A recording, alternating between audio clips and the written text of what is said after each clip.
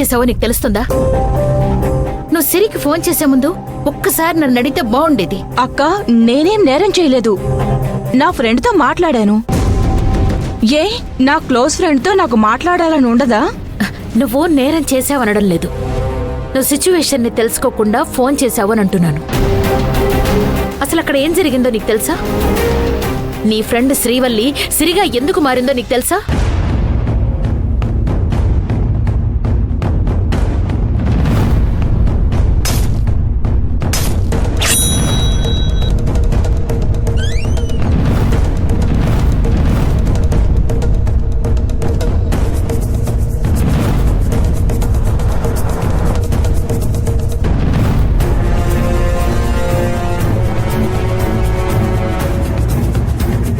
అది జరిగింది.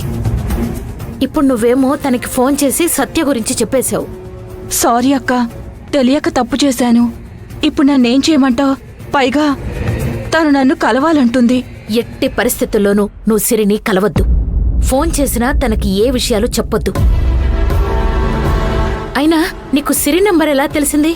టేబుల్ మీద సిరి ఫోటో, తన డీటెయిల్స్ అన్నీ ఉన్నాయి కదా, అందులోంచి నెంబర్ తీసుకున్నాను. అనవసరంగా సిరికి శ్యామ్ కాల్ చేసి సత్య గురించి చెప్పింది.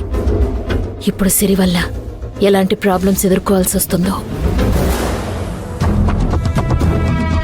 సరే, నువ్వు ఏదో పెళ్లికి వెళ్ళాలన్నావు కదా? అవునక్క.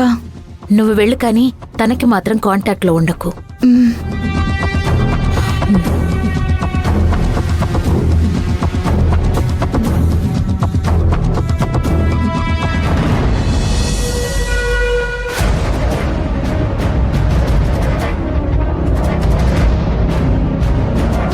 శ్యాము సిరికి సత్య గురించి చెప్పిందన్న విషయం తెలిస్తే మంజు సత్యలు ఎలా రియాక్ట్ అవుతారో. ఈ విషయం తెలిసి ఒకవేళ వాళ్ళిద్దరూ వచ్చి నన్ను డైరెక్ట్గా అడిగితే